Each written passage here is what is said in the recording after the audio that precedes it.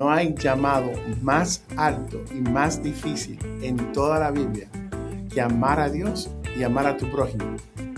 ¿Y cuál es tu primer prójimo? ¿Tu pareja? De hecho, si usted no tiene una persona difícil de amar en su vida, usted nunca ha amado a nadie. Jesús lo hizo bien claro. Él dijo, si tú amas a los que te aman, eso lo hacen hasta los fariseos. Los fariseos no eran cristianos. Eran teístas, estaban llenos de Biblia, pero no tenían a Jesús. Entonces, si usted no tiene una persona difícil, por eso yo siempre voy a qué es el amor. Y por eso esa definición de amor que me presto de Paul Tripp es tan importante.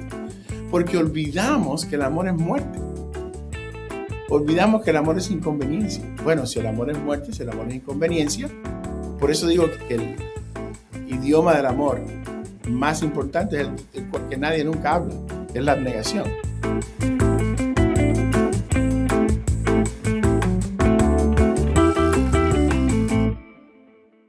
¿Cuántas mujeres conoces que cargan la palabra divorcio como una sentencia escrita sobre sus frentes? Una palabra que nadie quiere mencionar, pero que todos miran. Una palabra que en nuestra cultura hispana se ha convertido en una especie de vergüenza heredada, como si el fracaso de un pacto fuera también el fracaso de una persona. Nos enseñaron que el matrimonio es para toda la vida, y es cierto, así lo diseñó Dios, pero nunca nos enseñaron qué hacer cuando ese pacto se quiebra, cuando el hogar se fractura y cuando el corazón se rompe. Se habla poco de este tema en las familias y aún menos en las iglesias. Y ese silencio ha dejado a muchas mujeres solas, confundidas y sintiendo que no pertenecen a ningún lugar. Por eso hoy, en Restauradas, una producción de RTM Estados Unidos, queremos romper ese silencio y hablar del divorcio. Queremos entenderlo a la luz de las Escrituras y queremos enfrentar aquellas historias que han sido dolorosas. Y entendiendo y recordando que ninguna mujer pierde su valor delante de Dios por su estado civil. Para hablar de divorcio, hoy me encuentro, como siempre, con Inés Freile, una mujer de profunda fe que trabaja arduamente brindando ciertos recursos a comunidades hispanas y latinas. Y también tenemos el privilegio de contar hoy con el pastor Raudel Hernández. Él es de la iglesia Summit en español. Y queremos saludarlo, decirle que es muy bienvenido. Sabemos que trae su convicción, su corazón pastoral para hablar sobre este tema que toca a tantos hogares. Así es que lo saludamos, pastor. Queremos saber un poquito, antes de partir, un poquito más de usted, para quienes no lo conocen, y que nos cuente un poquito también de su ministerio en Summit. Pues muchas gracias a mis hermanas Carolina e Inés. Es un placer estar aquí con ustedes. Igualmente, pastor. Gracias. Estoy orando que Dios use este tiempo para sanar nuestros corazones. Tuve el privilegio de vivir en 3 países diferentes y ahora me encuentro en el norte de Carolina. Hace unos años ya plantando iglesias y la última congregación que pude plantar fue aquí con mi amigo el pastor J.D. Greer de la iglesia Summit. Y entonces ya hace 17 años empezamos la congregación de Summit en español y por la gracia de Dios permanecemos y un placer servirles y estar aquí con ustedes en este día. Igualmente. Bienvenida, Inés. Hola, qué gusto, gracias. Qué bendición estar aquí junto a Caro, junto al pastor Raudel. Mucho gusto, he oído mucho de usted, pastor, así es que estoy muy ansiosa de escucharle. Gloria a Dios. Que vamos a empezar entonces, porque antes de hablar del divorcio, creo que tenemos que empezar por el principio, ¿verdad? ¿Cómo define la Biblia el matrimonio? Porque creo que ahí está la clave, pastor. ¿Cuál es el diseño del matrimonio desde el diseño original de Dios? Bueno, yo creo que es muy impresionante y muy romántico también que Dios desde Génesis haya él mismo oficiado la primera boda, donde él le presenta a Adán, a Eva. Su reacción, según los estudiosos bíblicos, fue o una poesía o una canción. Y es muy interesante que Dios en su soberanía, sabiendo que le íbamos a fallar, que lo íbamos a traicionar, oficia esa boda. Creo que desde el principio Dios ha querido que el diseño del matrimonio sea bien simple, que refleje el amor de un Dios perfecto y santo por pecadores. Que cada oportunidad, que cada falta sea una oportunidad para extender su gracia. Por supuesto, no siempre lo hacemos así, por eso hablaremos un poquitico más del divorcio después, pero al final es impresionante que el amor de Dios siempre nos ha perseguido. Vuela mis sesos que cuando Adán y Eva pecan, usualmente cuando alguien nos hiere en gran manera, nosotros nos alejamos de esa persona. Pero Adán y Eva pecan y es Dios quien va tras ellos. Es impresionante cómo Dios siempre ha tomado la iniciativa en amar a personas que le fallan. Y creo que ese es el diseño que por básico que suene es muy importante y creo que lo olvidamos. Llevo casado 26 años y Justo le iba a medio. preguntar eso. ¿Cuántos años lleva de casado? Sí, llevo casado 26 años y medio con una mujer que no merezco. Soy la mitad del hombre que soy por ella y por la vida de Cristo reflejada en ella. Y sí, Dios vuela nuestros sesos. Reconocemos que no somos suficientes unos para el otro, que como decía el teólogo Blaise Pascal, ¿no? Que el corazón tiene un hoyo en forma de Dios que solo Dios puede llenar. Pero sí me impresiona el diseño del matrimonio desde el principio, cómo Dios oficia esta boda sabiendo que vamos a fallar.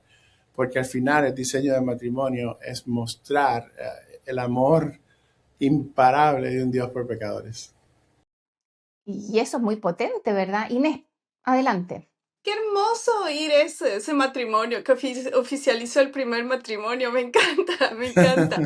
Y Génesis 2:24 nos dice, pastor, por tanto dejará el hombre a su padre y a su madre y se unirá a una mujer y serán una sola carne. Qué hermoso, pastor. ¿Qué nos enseña esta imagen de una sola carne sobre el valor y la seriedad del matrimonio? Sí, definitivamente creo que nos enseña que el lenguaje más poderoso, el idioma del amor más poderoso dentro del matrimonio es, como dicen en inglés, self-denial, es abnegación. Es difícil dejar, por así decirlo, no es que uno abandona a sus padres, pero sí uno forma una nueva familia. Y es una transición difícil. En mi caso, mi esposa se mudaba de Miami, Florida, a North Carolina, que en aquel entonces que no existían ni los celulares, era como otro mundo. Pero me encanta la definición de sacrificio que vemos consistentemente en la Biblia, que es que el sacrificio es dejar algo que amas por algo que amas más. Es difícil, pero es necesario. Enseña abnegación, pero también enseña que los dos están dispuestos a no solamente unir su carne, sino a tener sueños compartidos, a tener metas compartidas, a luchar juntos con ese deseo de que solamente la muerte nos separe. Y creo que eso nos enseña mucho acerca de cómo Dios nos ama a nosotros, porque ninguno somos fáciles de amar, pero Dios nos sigue amando. Entonces creo que es una Así es. decisión bien importante. Sí, por ahí apunté que el matrimonio no es solo una institución social, es una parábola viva del Evangelio, ¿verdad? El Oh, marido sí. representa a Cristo, la esposa representa a la iglesia y la unión, ¿cierto?, de esta una sola carne sería, apunta, ¿cierto?, a esta unión espiritual entre Cristo y su pueblo. Entonces, con esa carga que no es menor, pastor, muchas mujeres pueden sentirse que quizás están alejadas de ese diseño, porque no contemplaba el divorcio. Entonces, ¿qué podemos decirle a esa mujer que siente que su matrimonio o el divorcio la están dejando fuera de este diseño? Sí. Bueno, primero quiero decir un par de cosas acerca de eso, ¿no? Primero es que a veces hay un deseo en las personas eh, como si ellos quisieran a veces ser más santos que la Biblia y no podemos ser más santos que la Biblia. Entonces a mí me parece muy amoroso, muy curioso que un Dios que sí es santo, es definitivamente santo, santo, santo, es tan puro. De hecho, eso es lo que hace a Dios confiable, de que Él será siempre puro, siempre santo. Pero nosotros damos gracias por un Dios que aún dentro de su perfecta santidad ha proveído algunas salidas a un pacto tan santo e importante como el matrimonio. Eso a mí me vuela los sesos de cómo Dios sabía que en nuestro pecado íbamos a fallar. Entonces, primero es ver las razones bíblicas por las cuales tenemos esa salida para no tratar de ser más santos que la Biblia en sí, y podemos entrar en eso en unos momentos. Pero también tenemos que creer que después de Génesis 3 todo se dañó. Eso es lo que en teología se llama depravidad total. Y me parece muy curioso que hay muchos pastores, inclusive, que creen en depravidad total, pero es como que si creyeran que eso no aplica a la persona con quien nos casamos.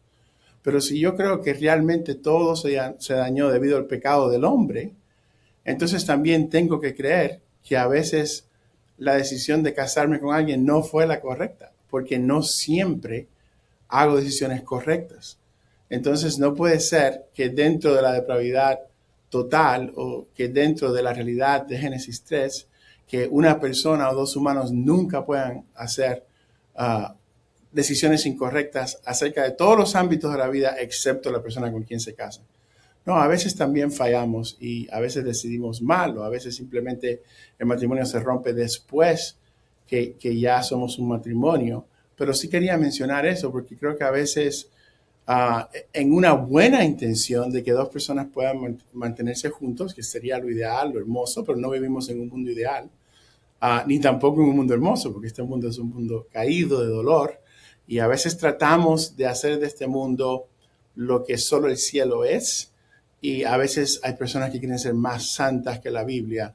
Y ahí es donde digo, no podemos ser más santos que la Biblia. Hay mucha esperanza para las personas o que están enfrentando la idea de un divorcio o que han sido divorciadas, desafortunadamente, o Me divorciados. parece súper importante, destaco lo que usted dice de las razones correctas. Siento que en el noviazgo, y esta es una opinión bastante personal, creo que en el noviazgo está ese tiempo donde uno pudiera conocer, ¿verdad?, a la persona, conversar de las cosas importantes, de cómo criar, qué religión, o sea, temas de verdad importantes antes de tomar esa decisión tan importante como es el matrimonio, que hoy día es tan desechable, ¿verdad? En esta cultura hoy día el matrimonio no resultó, me separo. Así de simple.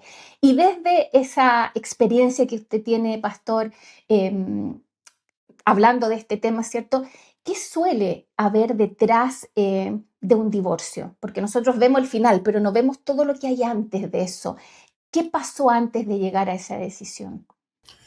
Sí, yo creo que aparte de lo ya mencionado, que es lo obvio, el pecado en el corazón de todos nosotros, subestimamos, por ejemplo, Romanos 7, donde Pablo nos da una lucha viva con un remanente de pecado en él. Y a veces pensamos que porque Dios nos da una nueva naturaleza y Él lo hace, ciertamente lo hace, pero a veces pensamos como si, que no hay, como si no hubiera un remanente de pecado en nosotros con el cual luchamos todavía. Eso es real, eso se puede confirmar con Romanos 7 y muchos otros capítulos. Entonces sí, por supuesto, pecado, pero también creo que hay muchas expectativas no cumplidas, unmet expectations, como dicen, ¿no? Y creo que a eso se le añade que muchas veces hablamos mucho, pero una comunicación profunda requiere escuchar empáticamente. Los problemas de comunicación son un problema de audición. Dios nos dio dos orejas y una boca, no dos bocas y una oreja, y se Por nos algo fue. olvida. Y yo creo que muchas veces la falta de comunicación nos lleva a experimentar expectativas no cumplidas. Entonces empezamos a guardar resentimiento y eso se empieza a acumular en nuestros corazones hasta que ya muchas veces es muy tarde y la persona no tiene oportunidad de trabajar su parte. Hay un libro hermoso que escribe un autor que me gusta mucho. He tenido el privilegio de estar 3 días de retiro con él en las montañas aquí del norte de Carolina. Él se llama Paul Tripp. Y este autor tiene un libro que se llama ¿Qué esperabas? Y trata de esto. Y creo que eso es un tema del cual no se habla mucho, porque siempre se dice, bueno, las personas se divorcian por temas de sexo o temas de dinero, y aunque esos están bien alto en la lista, muy pocas personas hablan del hecho de que hay expectativas no cumplidas. Tenemos que tener una base civil de acuerdo de cuáles son nuestras expectativas. Y cuando trabajamos eso, idealmente en el noviazgo o si no en el noviazgo, mi esposo y yo, lo digo como testimonio y como vergüenza, ¿no? A pesar de que tuvimos un noviazgo de 4 años, 2 años en una ciudad diferente los últimos 2 años y muchas conversaciones de teléfono con esos teléfonos antiguos que tenían cables. Nosotros arrogantemente llegamos al matrimonio pensando que nos conocíamos porque habíamos hablado miles de horas en esos 4 años.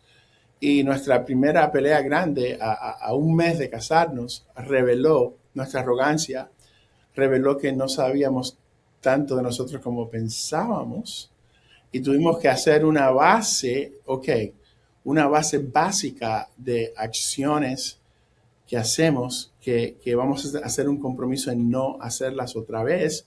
Como por ejemplo, un paréntesis, ¿no? En el noviazgo, yo tenía una discusión con ella en su casa y nos enojábamos y yo salía corriendo de su casa rápido en el carro y me iba a la mía.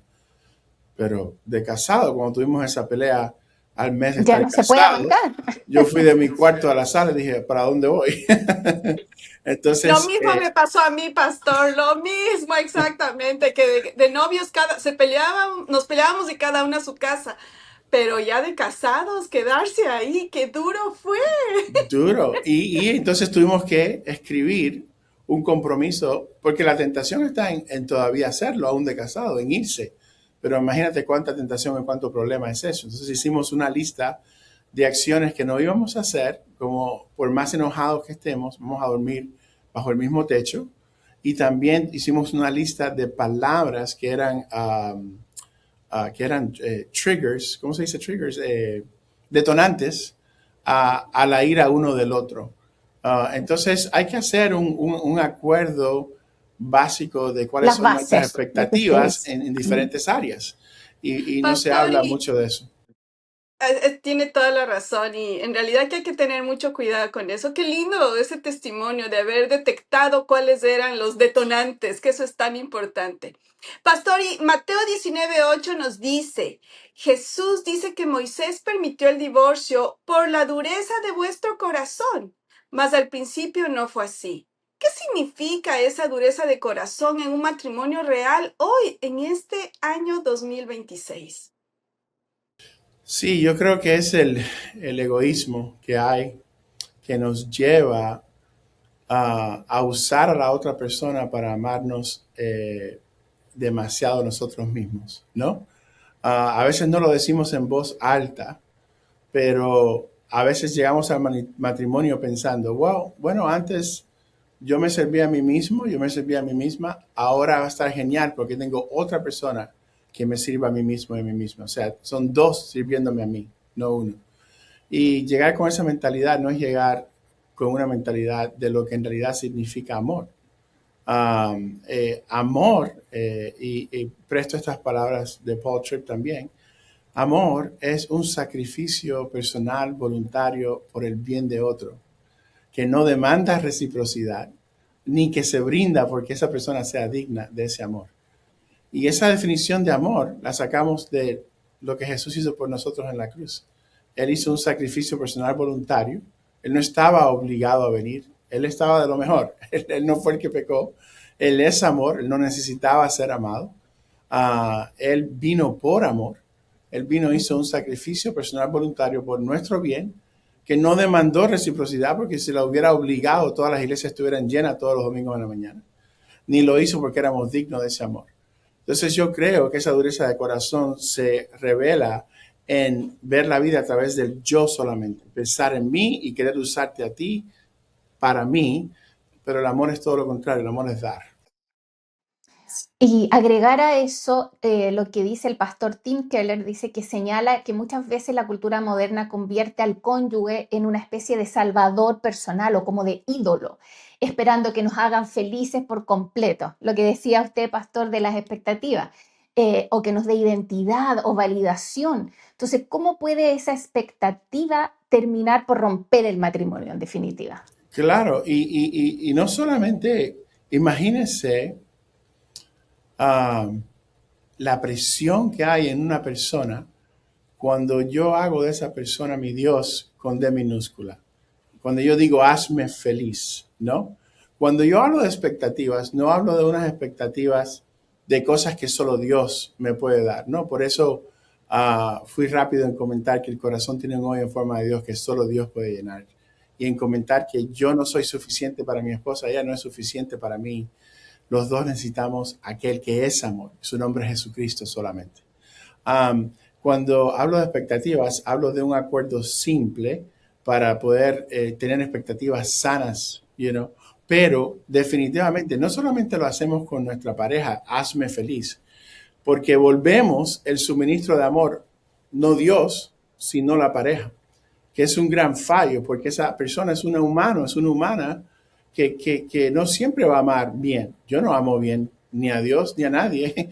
Hay muchos días que no amo bien y tengo que vivir en completo y continuo arrepentimiento. Entonces yo decirle a una persona que me haga feliz es una tarea imposible porque solo Dios puede satisfacer el corazón. Pero también lo hacemos con los hijos.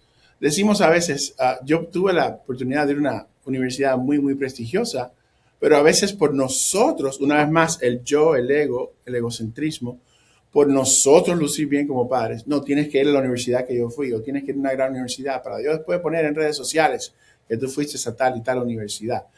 Eso se trata de servirte a ti, de usar a tus hijos para tu imagen, para una reputación tuya. Y lo mismo lo podemos hacer con la pareja. Sin duda, impone una carga humana imposible, Imposible. ¿cierto? Eh, y inevitablemente va a generar, digo, decepción y conflicto. Inés, tú has acompañado durante todos estos años que llevas acá muchas mujeres, ¿verdad? En esta situación. ¿Qué patrón tú ves que se repite en el tema del divorcio que nadie dice abiertamente? Qué pregunta tan interesante, porque hay que definir una situación que yo vi aquí muy común en nuestra comunidad hispana, y es que muchas parejas no se han casado. Entonces, ya desde ahí partimos de algo difícil, porque no hay un compromiso, porque es solamente irnos a vivir juntos, que es tan común ahora, ¿no? Pero a más de eso, vemos que en realidad, al rato que hay una separación, así no haya sido legalmente o por la iglesia, pero hay un divorcio, hay una situación de ruptura. Y eso causa un malestar muy grande, no solamente a la mujer que queda sola muchas veces, y vi muchos casos en la que ellas nunca trabajaron afuera, pero al verse enfrentadas a una separación les toca afrontar una situación donde hay muchos desafíos en lo económico, en lo mental, en lo espiritual, se podría decir también. Entonces, son desafíos tan grandes que surgen a raíz de esta separación, de esta ruptura, y que afectan al hogar entero, porque los hijos se ven muy afectados, hay soledad, muchas veces los hijos no entienden por qué está pasando esto. Entonces, vemos una situación que necesita mucha ayuda, mucho soporte. Me imagino el pastor en la iglesia verá casos muy diferentes al mío, o quizás lo mismo, pero el punto es el mismo, ¿no? Esa mujer, realmente, ese hombre necesitan ayuda, necesitan soporte. Muchas veces enfrentar estas situaciones solos lleva a la desesperación, lleva a tomar decisiones que afectan mucho más. Entonces, yo sí consideraría que hay situaciones duras, especialmente por enfrentar desafíos que surgen a raíz de estas decisiones. Sí, ni hablar de lo cultural, de lo idiomático y una lista grande, ¿verdad? Pero vamos a hablar más adelante de eso, Inés, porque ahí el pastor nos va a dar unos consejos y vamos a hablar de cómo la iglesia debe actuar. Pero antes de llegar a eso, yo creo que esto es súper importante y una de las preguntas que nuestras oyentes se deben hacer. ¿Qué es lo que realmente aparece en la Biblia? ¿Qué es lo que Jesús dice sobre el divorcio? ¿Lo da como una opción? Bueno, como decía anteriormente, gracias a Dios por su palabra. Y hay tres razones que yo personalmente conozco. Quizás haya pastores más experimentados que yo, más inteligentes que yo, que encuentren más, pero yo por lo menos veo tres razones por las cuales Dios permite una salida de un pacto tan hermoso y sagrado, ¿no? Reconociendo que somos humanos. Una es la más obvia que todo el mundo conoce, que es la muerte, obviamente, hasta que la muerte nos separe. La segunda sería la infidelidad, aunque quiero hacer un paréntesis aquí. Usualmente, y yo aconsejo que si es posible, si no es un patrón, que se pueda perdonar si es posible, porque simplemente nosotros todos amamos a Jesús, no correctamente, y todos los días sus misericordias son nuevas. Entonces yo siempre insto que sí puede haber perdón, pero hay también cuestiones de patrón. Y una vez más, no podemos ser más santos que la Biblia, so la infidelidad sería la segunda.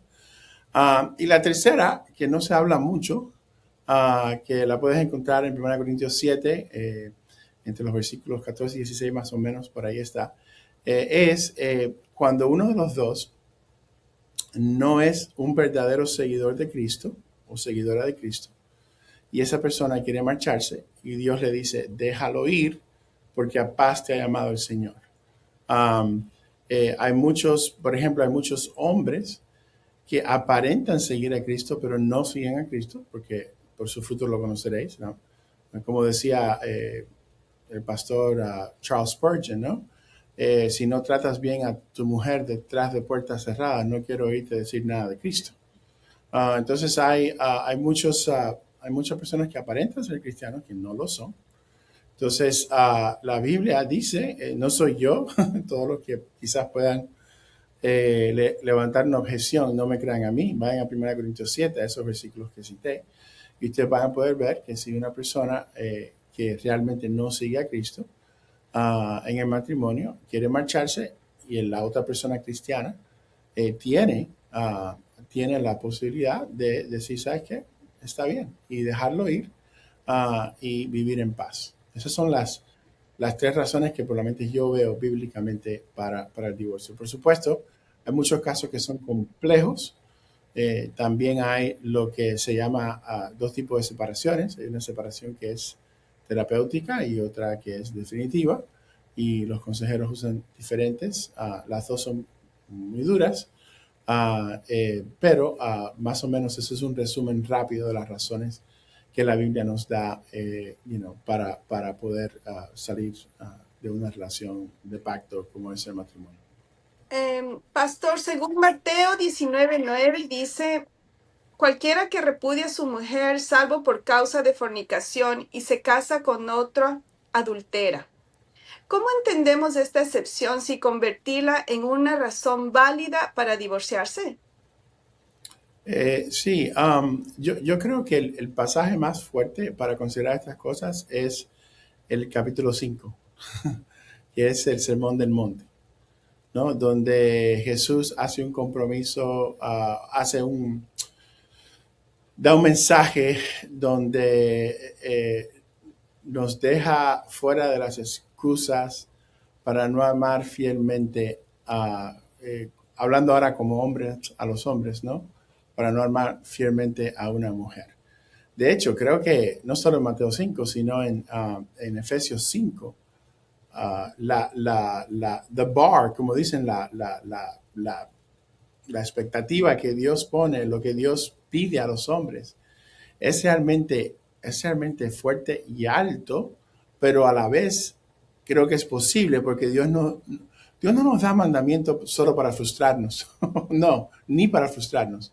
A veces olvidamos que por la gracia del Señor Jesucristo, como dice Gálatas, el deseo del Espíritu es contra el deseo de nuestra carne para que no hagamos lo que querramos. Y a veces hablamos como si el deseo de nuestra carne fuera más grande, más poderoso que el mismo Espíritu de Dios. Y eso no es cierto. Entonces Dios le pide a los hombres en Efesios 5 que amemos a maridos, amar a vuestras mujeres como Cristo amó a la iglesia. Hablando una vez más del diseño original, el amor, la iglesia no es un edificio, la iglesia son personas, son pecadores, enemigos de Dios, que Dios ha hecho sus hijos, sus hijas. Entonces, amar a vuestras mujeres como Cristo amó a la iglesia y se entregó a sí mismo por ella. Muchas veces cuando las personas quieren usar un versículo de la Biblia para excusar una acción, yo le digo, bueno, tienes que ver la Biblia a través de un todo, holísticamente, y siempre, y esto es obviamente hermenéutica 101, como dicen, cuando un texto dice algo, le preguntamos al texto qué dice de sí mismo, porque la Biblia habla de sí misma y se explica a sí misma.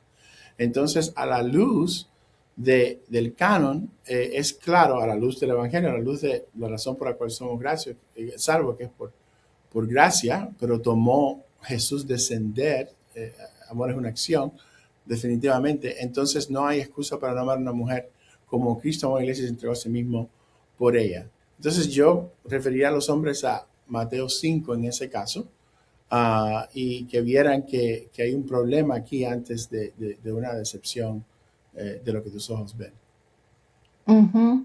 Sí, estoy pensando, porque ha dicho muchas cosas, estoy como tratando de ordenarme, porque la Biblia, claro, presenta el matrimonio como que es para toda la vida, pero también hay excepciones, ¿verdad? Usted mencionó Claro. las tres. Esa es su postura, porque quiero entender, de hecho le iba a preguntar cuál es su postura frente al divorcio, más allá de lo que dice la Biblia.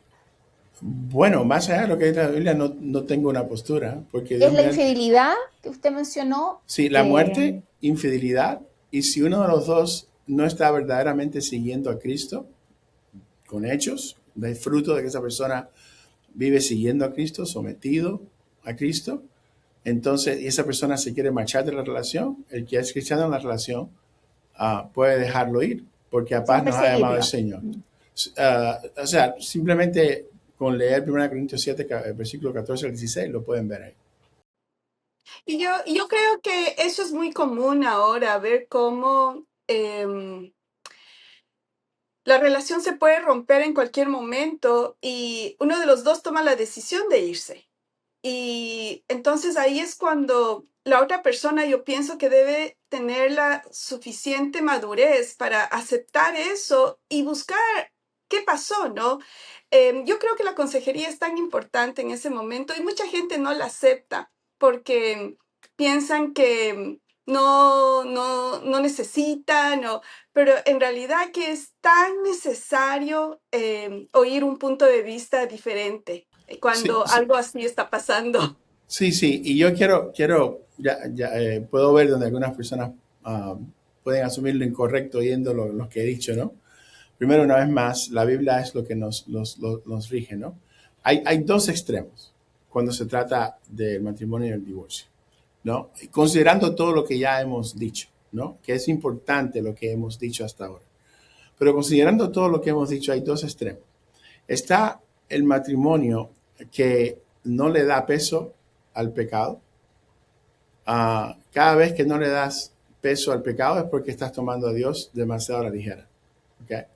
Pero también está el otro extremo, donde hay personas que piensan, le dan tanto peso al pecado que no le dan peso a la gracia.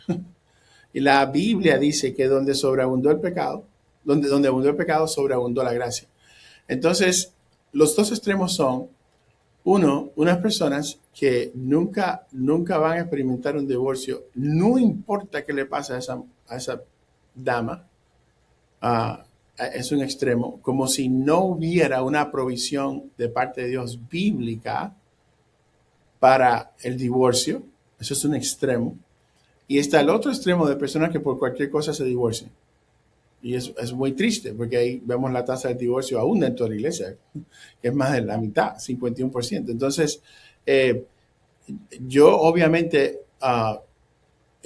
lo menos que yo quisiera hacer es abogar por ninguno de los dos extremos, pero no se trata de mí o lo que yo piense. Yo creo que la Biblia, la palabra de Dios, toma esos dos extremos y nos llama al arrepentimiento. Hay casos donde una persona tiene que separarse de otra persona.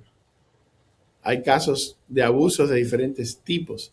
Y hay casos, hay muerte, hay alguien como Nancy DeMoss, que se casó con un hombre que la mujer, la esposa de ese hombre murió. O sea, eso no hay nada antibíblico de eso. Entonces está lo que Dios permite, lo que su palabra permite, y yo les ruego a la audiencia, ¿no?, que nos rijamos por eso, por la palabra. Pero hay extremos extra bíblicos que no son bíblicos, donde hay personas que quieren ser más santas que la Biblia y no aceptan un divorcio, y donde hay otros que no toman la Biblia en serio. Entonces lo que Dios aboga es ninguno de los dos extremos. Está la muerte, está la infidelidad, y esta tercera razón es una de las que no se habla mucho. No se habla mucho porque los pastores, los ministros, tienen miedo de que se le malinterpreten, y que las personas piensen que ellos están diciendo, sí, tú te puedes salir de la relación. Pero simplemente por ese miedo yo no puedo dejar de hablar de lo que es bíblico. Y esta tercera razón es válida, no es mía, está en la palabra de Dios.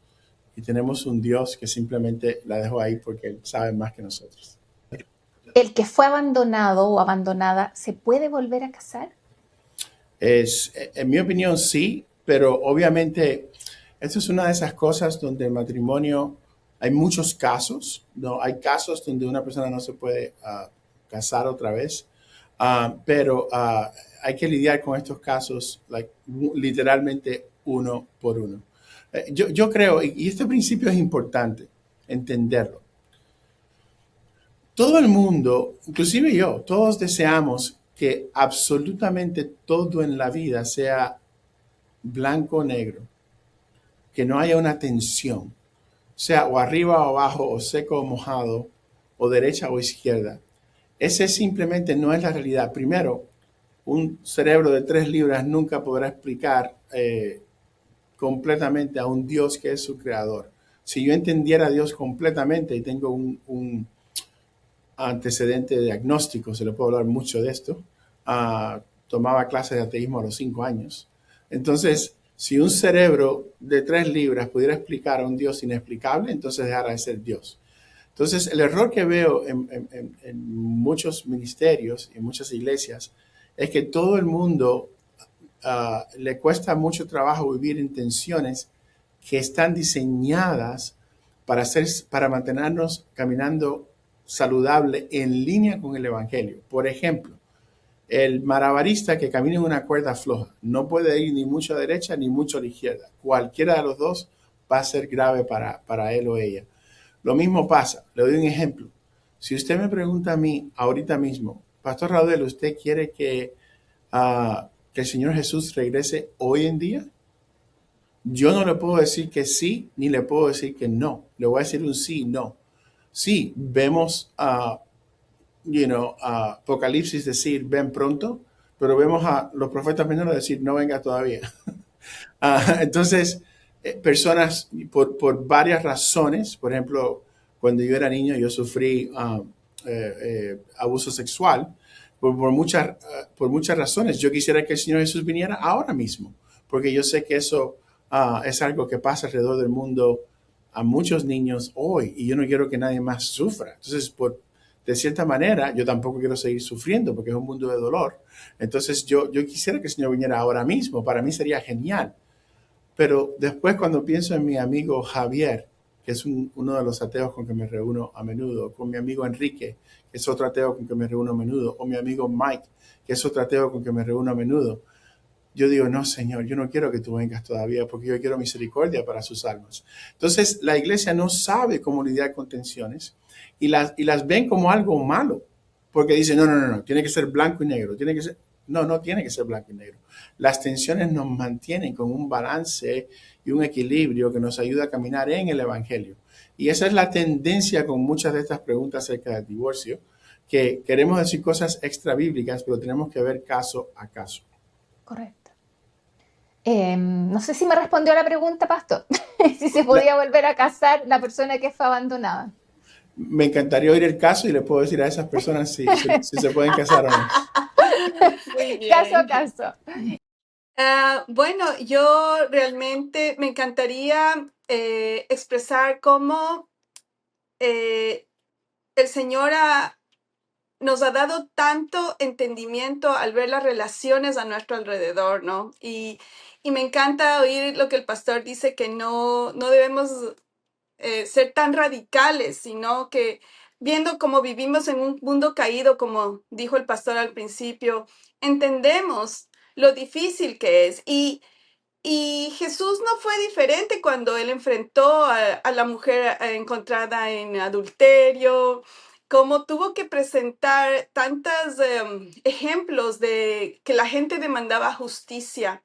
Pero yo creo que la gracia siempre fue más grande que la justicia.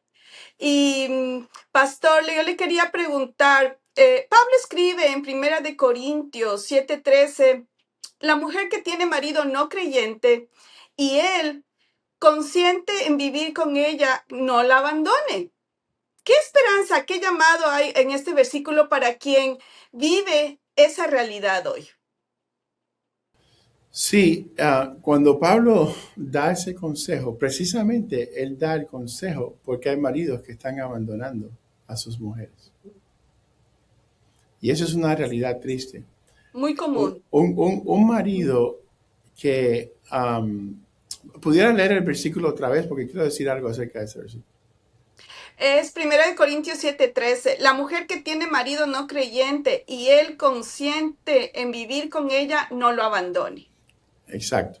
Um, una de las realidades allí es, por eso no se contradice con el capítulo 7, porque si él es un hombre que quiere estar con ella, como dice el versículo en el capítulo 13, entonces no lo abandones.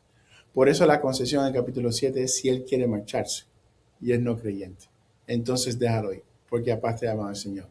Primero quiero decir que el capítulo 7 y el capítulo 13 no se contradicen como la Biblia no se contradice, pero también hay un reto grande ahí para esa mujer y es que cuando no tenemos una Biblia o no estamos dispuestos a someternos a una Biblia y el no creyente obviamente no tiene la capacidad de someterse a una Biblia, entonces eso va a ser increíblemente difícil.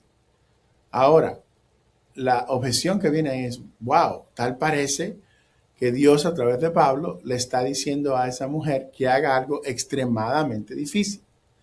A lo cual yo respondo, exactamente.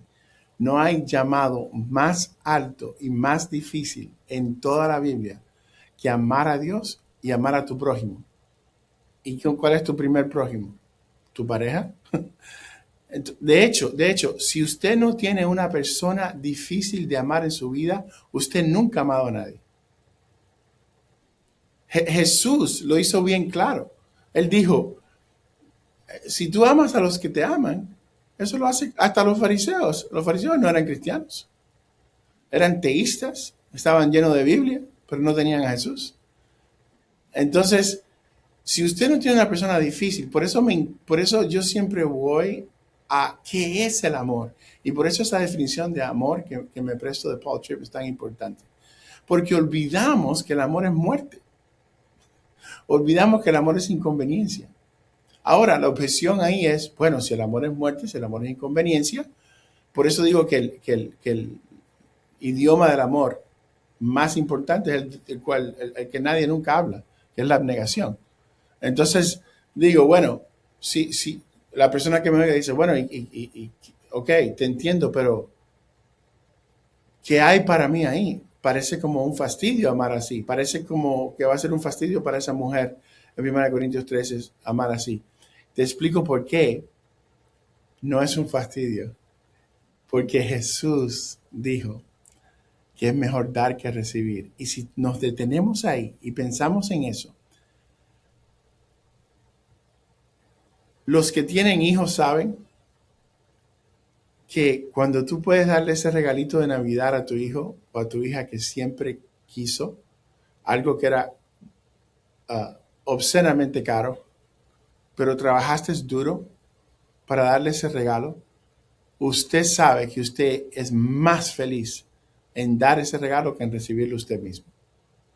Hay más felicidad en dar que en recibir. Mira cómo esto parte de lo que es amor, que por supuesto todo apunta a la cruz.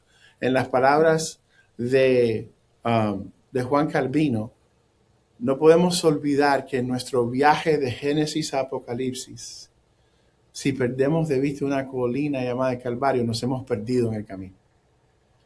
Entonces todo esto apunta a Cristo y el amor por nosotros que no merecemos, que no merecemos, que no merecemos. Mira qué lindo, cuando tú das, tú recibes mucho más. El esposo, antes de este énfasis en Cristo que tenía mi esposa hace 26 años cuando se casó con él, no buscaba ni tan siquiera en la intimidad sexual complacerla necesariamente a ella, sino complacerse a sí mismo. Pero cuando te das cuenta, el Evangelio te transforma y te das cuenta que hay más felicidad, más gozo en mí, en que ella quede complacida, en que ella quede, como dice Cantares, enferma y exhausta de amor. Eso me da mucha más felicidad y satisfacción a mí que yo quedar satisfecho. De hecho, tengo un ejemplo de un hermano en nuestra iglesia que me invitó a escuchar música norteña con él. Y yo le dije que sí, me encantaría.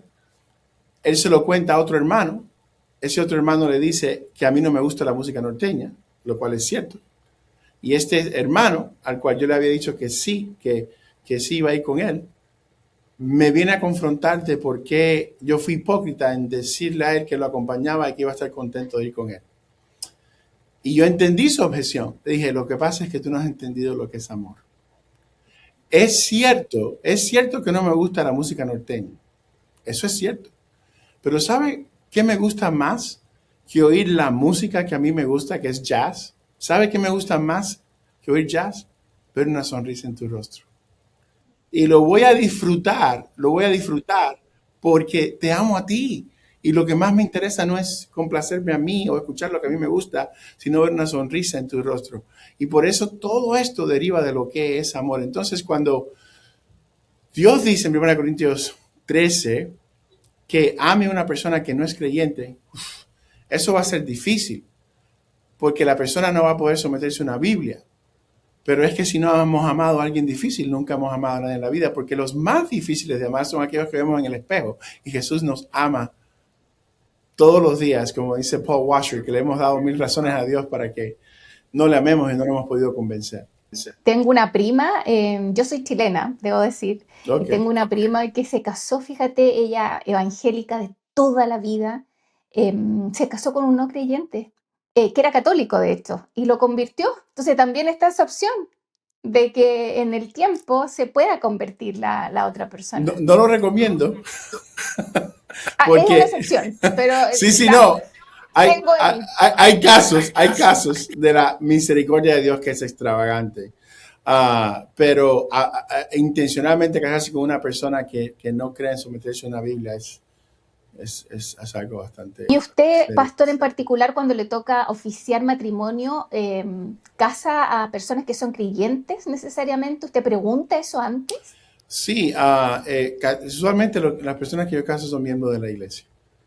Pero sí, el yugo desigual es algo real, el cual lo debemos lo debemos evitar.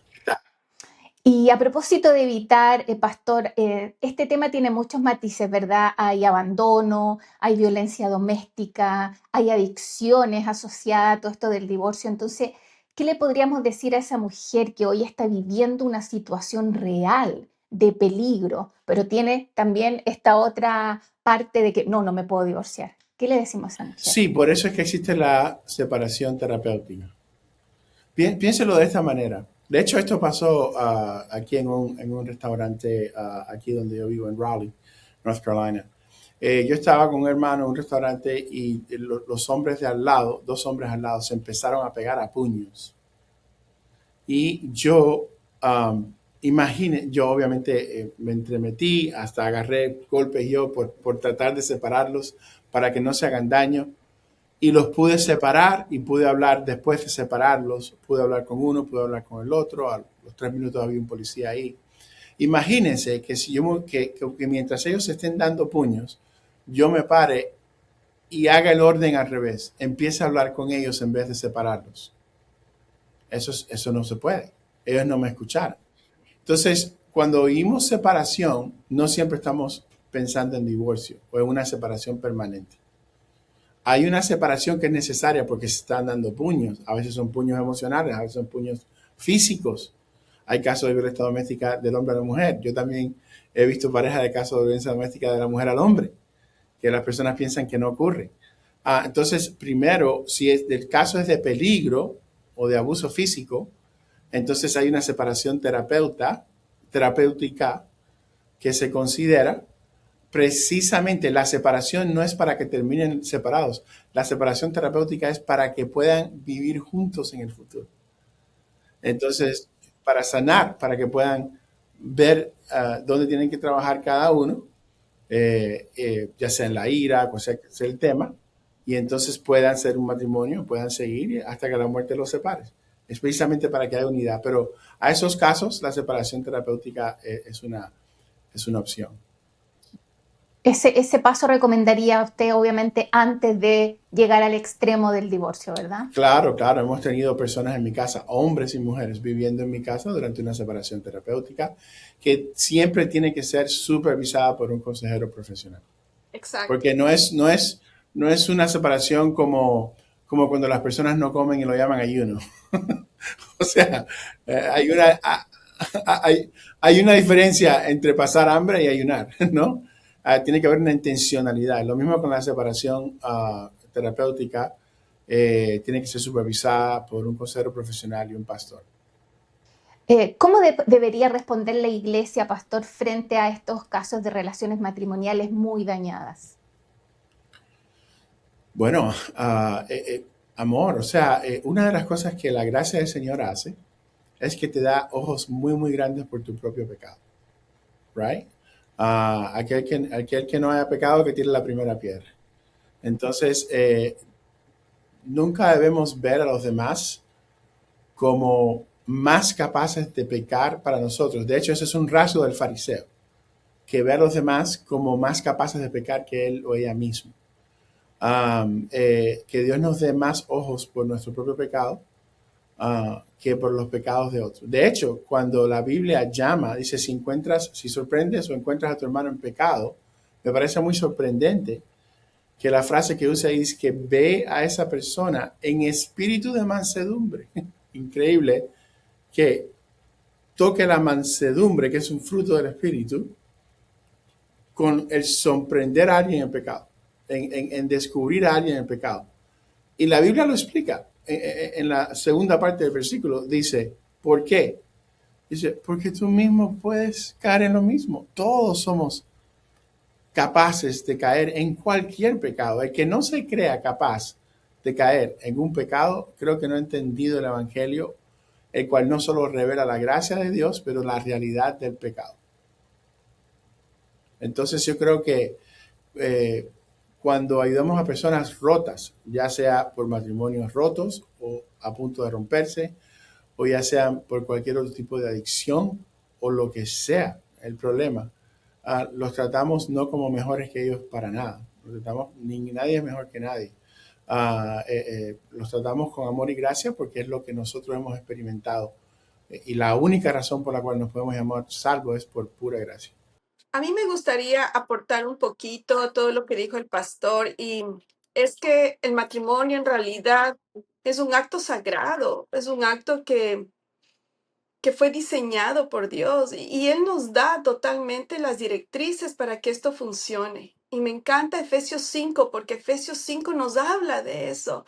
Y se ha malinterpretado tanto lo que la Biblia habla acerca de los deberes cristianos, ¿no? Que cuál es el rol del hombre, cuál es el rol de la mujer, que el hombre debe amar a la mujer como Cristo ama a la iglesia, y, y eso implica que daría su vida.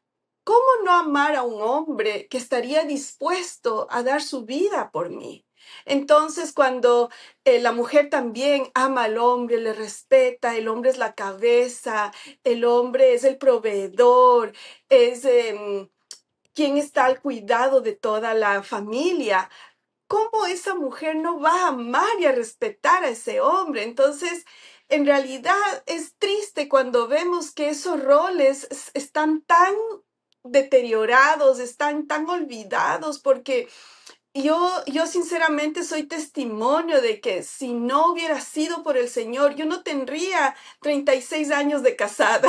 Yo creo que ni a los 5 hubiéramos llegado, pero yo puedo dar testimonio de lo hermoso que ha sido el Señor mientras nos ha permitido conocerle y nos ha enseñado, porque no hay éxito más grande que el poder tener una relación basada en lo que el Señor nos diseñó. Así es que viendo eso, paso a la pregunta de Romanos 8:1 que nos dice, ninguna condenación hay para los que están en Cristo Jesús. Pastor, ¿qué diferencia hay entre sentir convicción, carga culpa y vivir bajo la condenación? Ya, hay una gran diferencia. De hecho, a Romanos 8:1, como ustedes saben, el canon, la Biblia, no son los capítulos o los versículos, ni tan siquiera los títulos. Lo que es la palabra de Dios es el contenido que uno ve dentro de esos versículos. ¿Por qué explico eso? Porque Romanos es una carta y creo que es uno de de los cortes más desafortunados entre un capítulo y otro. Ah, porque cuando tú ves la lucha de Pablo en Romanos 7, al cual aludí anteriormente, y usted ve donde él, mírelo de esta manera. Lutero dijo, cuando miro dentro de mí, no veo manera de que me pueda salvar. Pero cuando miro a Cristo, no veo manera que me pueda perder. Qué lindo. Eso es lo que está pasando en Romanos 7, que debería incluir Romanos 8:1. Lo incluye en el sentido de que todo Romanos es una carta. Pero lo que estoy queriendo decir es que no me gusta el break. Y lo puedo decir con propiedad porque el break de las páginas no es lo canónico. No estoy criticando, por supuesto, de ninguna manera la palabra de Dios. Y Pablo, cuando lucha con su lucha real, que siente lo que usted ha descrito, culpabilidad, convicción de pecado, al final, él está al principio poniendo sus ojos solamente en él. Y dice, hay desesperanza, lo que quiero hacer no hago. Pero llega el momento donde él saca sus ojos de él, porque ya no vive él, sino vive Cristo en él, y pone sus ojos en Cristo y dice, pero gracias sean dadas a Dios por nuestro Señor Jesucristo. Y dice próximamente, la próxima línea, no hay condenación para aquellos que están en Cristo Jesús. Él está haciendo una conexión entre lo que acabo de explicar, entre lo que dijo de Lutero y en lo que pasó en el jardín del Edén. En el jardín del Edén nosotros quitamos nuestros ojos de Dios y los pusimos en nosotros mismos y morimos.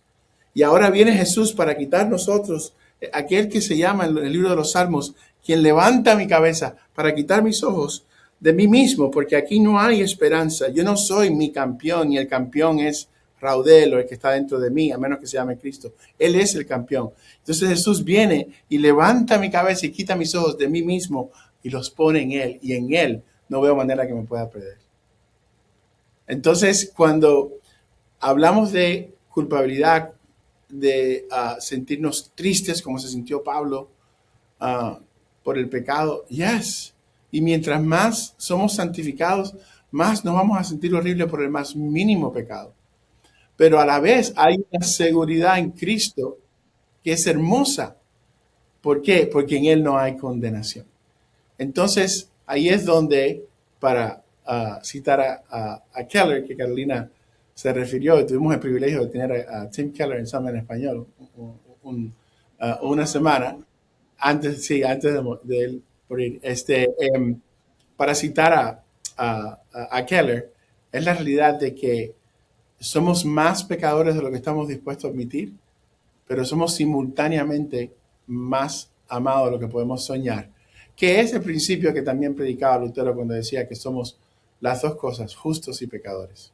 Pero en Cristo no hay condenación. Tiene mucho que ver con la pregunta que le quiero hacer precisamente, pastor, porque ¿qué le podría decir usted a esa mujer que siente que está arruinada por el divorcio y que ya no tiene nada que restaurar? Claro, que le crea a Cristo, que crea quien Cristo dice que ella es. Cuando nuestro valor, mira qué lindo es este principio del Evangelio.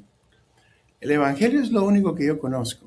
Cuando digo el Evangelio estoy hablando del mensaje de la Biblia que tiene que ver con Cristo en todas las escrituras, porque Cristo mismo dijo que todas las escrituras se tratan de Él. El Evangelio es lo único que yo conozco que simultáneamente te humilla, confronta tu pecado y te da valor. Te confronta y te levanta a la misma vez. ¿Qué pasa? Cuando mi valor, my worth, está en mí mismo, en mis manos, quizás está en que yo pienso soy inteligente, o quizás está en que yo pienso para aquellos que están en forma, que son gran atletas. Eso es muy pasajero porque todo se marchita, la inteligencia, la belleza física. Pero cuando mi valor está en Cristo, está en sus manos no lo puedo perder.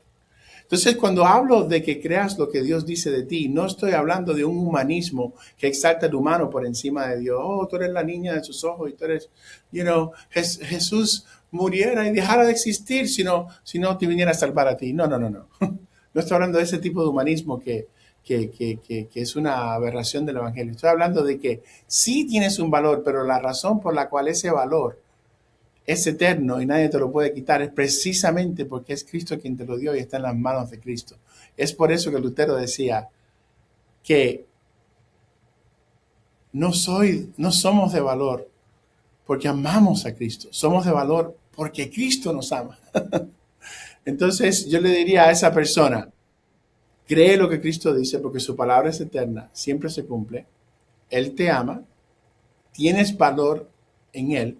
Y también yo le explicaría cómo es que sanamos si es que Dios no nos da amnesia, porque esa era una de mis objeciones cuando yo no era cristiano. ¿Cómo Dios me va a sanar de algo si no me va a dar amnesia? Y cuando nos damos cuenta de un par de cosas, sí, es cierto que Dios nos da amnesia. Recordamos.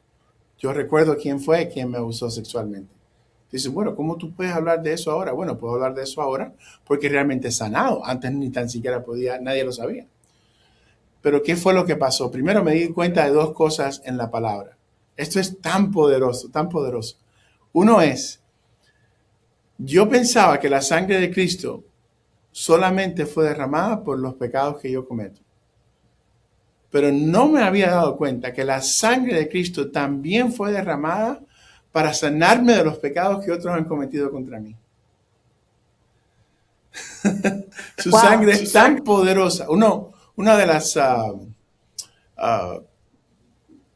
cosas que muchas personas que son víctimas de violaciones hacen sin darse cuenta, y me pasaba a mí también, era quedarse bajo de la ducha un ratito más. Porque tú experimentas un acto físico por un añoro interno de que tu alma sea limpia y no te sientes limpio porque te sientes sucio porque te han violado.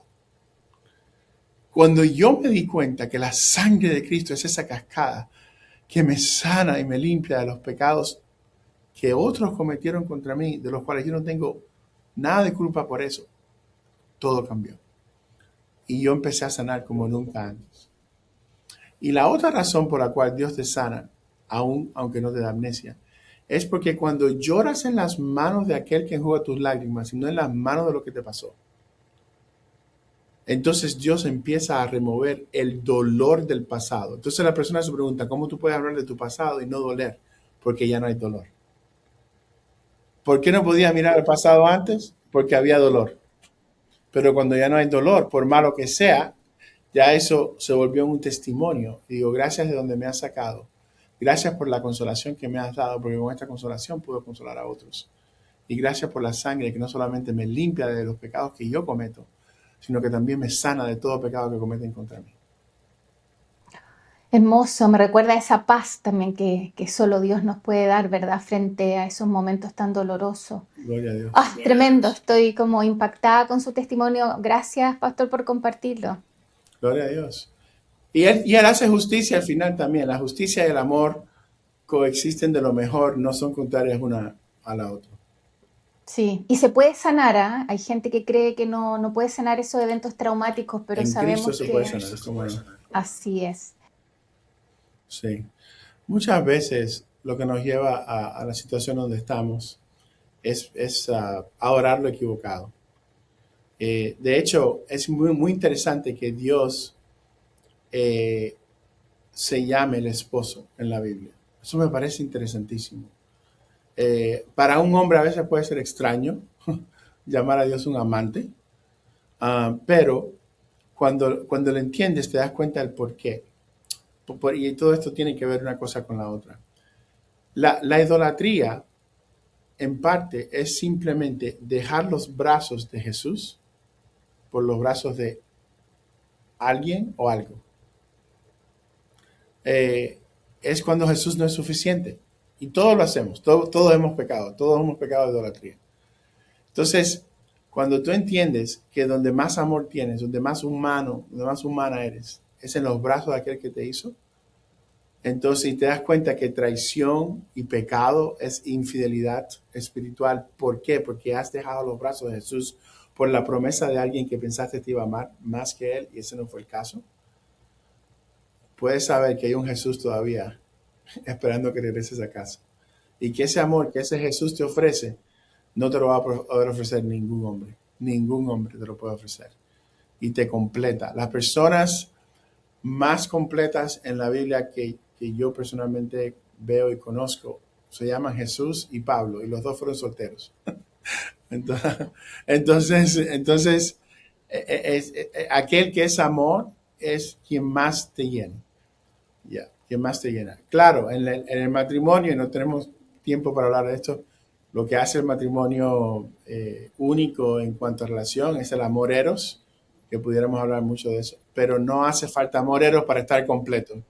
Lo vamos a invitar de nuevo. Ya, ¿Acepta? ya. No puede decir que no, porque No, y era solo para decir que no tienes que tener amor eros para estar completo, porque amor agape y fileo es suficiente. El amor de Cristo te va a llenar como ningún hombre y te sana. Yo estoy totalmente de acuerdo con el pastor. No hay mejor medicina que el Señor. Definitivamente Él nos restaura, Él nos defiende, Él es nuestro juez, Él es todo, el mejor abogado que puede alguien tener. Y yo animo a las mujeres que están pasando por esta situación a que entreguen su vida a Cristo. ¿Qué quiere decir esto? Que empiecen a tener una relación con Él. Y el momento que ustedes abren su corazón, su mente, su espíritu y dejan que Él entre, van a ver un cambio. Es que es una transformación del día a la noche. Y lastimosamente la palabra nos dice que el pueblo perece por falta de entendimiento y a veces ese es el problema, que queremos hacer las cosas a nuestra manera según lo que nosotros pensamos, entendemos. Pero cuando nos damos por vencidos y clamamos, porque la palabra dice, clama a mí y yo te responderé, eso es real. Eso es real porque cuando uno está agotado, cuando uno está, ya se siente que no puede dar un paso más, cuando tocamos fondo, podemos clamar al nombre del Señor y Él enseguida vendrá, enseguida actuará, pero siempre y cuando nosotros tomemos una decisión que va a permitir que Él entre. Apocalipsis nos dice que Él está tocando a la puerta. Él quiere comer con nosotros. Él quiere sentarse a la mesa. Eso quiere decir que Él está interesado en ayudarte a que salgas adelante, no en tus fuerzas, porque es muy difícil. Cuando nosotros queremos pelear esta batalla en nuestras fuerzas, nos cansamos. Él nunca se cansa. Él está como un papito ahí amoroso, abrazándonos, restaurándonos, levantándonos. Démosle la oportunidad. Si tú no lo has hecho, dale una oportunidad, te animo. Busca una iglesia, busca un lugar seguro, busca a alguien que conoces, que tienes experiencia de haber entregado su vida a Cristo y que su vida ha cambiado. Es el mejor testimonio que alguien puede dar. Ver que, como dice la palabra, por tus frutos os conoceréis, y eso es real. Así es que, ánimo, ánimo, todo se puede. Pastor, vamos cerrando. Algo que quiera decir, último mensaje, invítenos a su iglesia, haga ahí el aviso. Si no tienes una iglesia bíblica, puedes visitar a Summit en español, en redes sociales. Si estás en Raleigh, nos puedes buscar también. Es SUMMIT, Summit en español. Estamos en Instagram, en Facebook. Y en Raleigh estamos en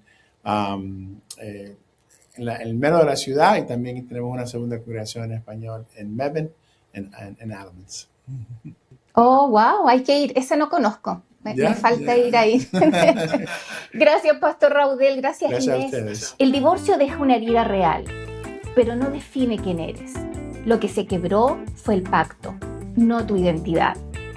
Si hoy cargas con esa historia o de alguien que amas, quiero recordarte, Dios no se aleja del quebrantado, se acerca, porque su amor y su gracia son inagotables, no tienen límites, ni siquiera para las historias más dolorosas de nuestras vidas. Si necesitas oración o hablar con alguien, puedes llamarnos al 800-880-5339. También te invitamos a seguirnos en nuestras redes sociales. Nos puedes encontrar en Instagram, @restauradasrtm. Y por supuesto a compartir este episodio con quien creas que lo necesite escuchar. Nos vemos en un próximo episodio de Restauradas, donde tu historia encuentra esperanza y verdad en Cristo. Chao, chao.